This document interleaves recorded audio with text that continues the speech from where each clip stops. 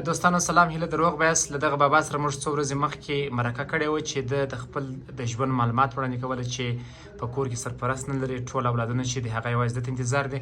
ان ویلی چې دی د پښتورګي پلورلو ته چمتو دی، که څوک رانیسي څو دی خپل اولاد په وساتي. راځئ د دغه مخکنۍ مرکه یې پلوه.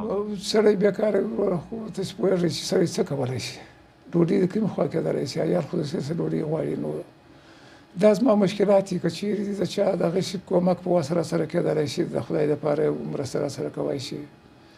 که څوک کار پیدا کولی شي، که څوک د پښتورګي د خرڅېدو په باره کې زما سره مرسته کولی شي، زه ځینې مننه کوم، تشکر ځینې کوم. بابا مننه چې مرکې ته حاضرېږئ. اول دا راته ووایه چې تر هماغې مرکې وروسته بیا چا زنګ درته ووایي، چا کومک وکړ کړی؟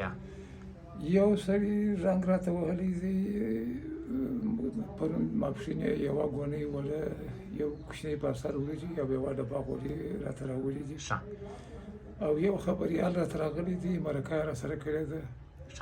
بل چا زنګ نه دی راته وهلی. بس د هماغه کس چې خیرات یې کړی، الله دې خیرات قبول کړي. بابا د ژوند په اړه لږ ورته وږغېږه. په کورنۍ کې څو کسان یاست تاسې؟ نه کاسه یو په کورنۍ کې. دغه چې اوس یې ته وینې، دغه زما دویم زوی دی، د 13 کالو دی، مشر زوی مې د 15 کالو دی. زه هم په دا یوه پښه معیوبه یم، چې ملا مې عملیات کړې ده، د هغه څخه سنګینه کار نه شم پر کولی، خو زه د کاره مې مخ نه دی اړولی. زما اساسي مشکل دغه دی چې زما عیالونه بې تربیې او بې تعلیمه راسه پاته شول. شکر دی زه 15 زامن لرم، 2 لوڼې لرم. زه غواړم چې تعلیم په مکتب کې و 4 زامن مې 4 سره مې د مکتبه رسېدلي. زما اصلي په ډوډۍ خوا نه بدي، زما په درس په تعلیم خوا بده ده. زه په ځای مشکل کې یم. نو دا خو هم سبا زما په شانې پاتېږي، هېچ چا ته خیر نه رسېږي. نن به معنا یو میاشت مشکل، یا به یو مسلمان به یو کومک راسره وکړي، ډوډۍ به راکړي، یا به یې نه کړي. د هر سړي جلا کور بدن، خو هغه زه یو 15 ورځې کار شته، 15 ورځې کار نشته. دغه چین ته زه راغلی یم، کور مې دلته ورته راوستلی. هغه چې 15 ورځې یو ځای کار وکړم، بیا دا تمام شي، بیا نشته، بیا یو هفته بیا کاره ګرځم. باور وکړه ما دا 2 شپې ډوډۍ نه ده پخ کړې. دغه سړي وویل چې نه مې روپۍ درلودې، نه مې اوړه درلودل. له دغو 2 شپو څه مخکې هم داسې وختونه راغلي چې په کور کې مو ډوډۍ نه وي؟ و راباندې راغلي دي، مګر چا ته نه یم تللی، نه مې چا ته ویلي دي. څه چې راډیو ته چې هم زه راغلم، خاصه دغه په معنا راغلم چې تاسې ما سره کومک وکړئ چې زه د پښتورګي خرڅ کړم، زه د عیال ډوډۍ پیدا کړم، زما عیال تعلیم وکړي، زه خواري وکړم په دغه پوه چې عیال ته ډوډۍ پیدا کړم، دوی تعلیم وکړي. بابا په لاس کې دی د یو چا کومک دی، ته د سړي صاحب کې چې څو دي؟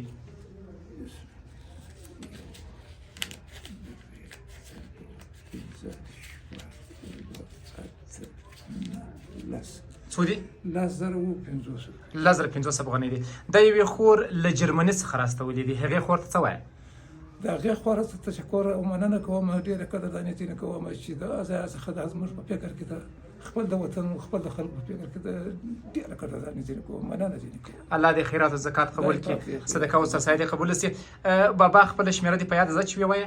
ته خپله شمېره ووایه. 0 999 دا ستا خپله شمېره ده. ښه دوستانو، که هر څوک له دې بابا سره کومک کوي، شمېره یې خپله ویلې ده، نو تاسو کولی شئ خپل اړیکه ورسره ونیسئ او له ده سره مخامخ ووینئ، کومک ورسره وکړئ. او د هغه خور چې کومک یې کړی، هغه کولی شي چې له بابا سره پر دغه شمېره اړیکه ونیسي او ډاډ ترلاسه کړي چې د دې مرسته، خیرات، زکات تر بابا پورې په څه ډول رسېدلی دی. زه یو ځل بیا ټینګار کوم د مخکنیو ویډیو په څېر چې تر څو چې د بېوزلې مسکین غریب شمېره تر تاسو پورې رسېدلې نه وي، د چا پر کومکونو باندې باور مه کوئ. هغه مهال چې د مسکینانو شمېرې ستاسو سره شریکې شوې، نو بیا تاسو ډاډ ترلاسه کولی شئ، هغوی د زنګ وهلی شئ، د هغوی معلومات ترلاسه کولی شئ. بیا نو یو شمېر غله ستاسې کومکونه نه شي خوړلی، هغه نه شي غیب کولی، په هغه باندې بیا عیش عشرت نه شي کولی، په هغه باندې بیا میلې او منظرې نه شي کولی. لطفا چې له چا سره کومک کوئ، ډاډ ترلاسه کړئ، د همغې کورنۍ ادرس او د ټلیفون شمېره له ځان سره ولرئ، یا خپله ورسره په اړیکه کې شئ، یا نور دوستانو ته ووایاست چې ورسئ له هغوی سره خبرې وکړي چې کومک رسېدل دی که نه. ډېره مننه. ژوند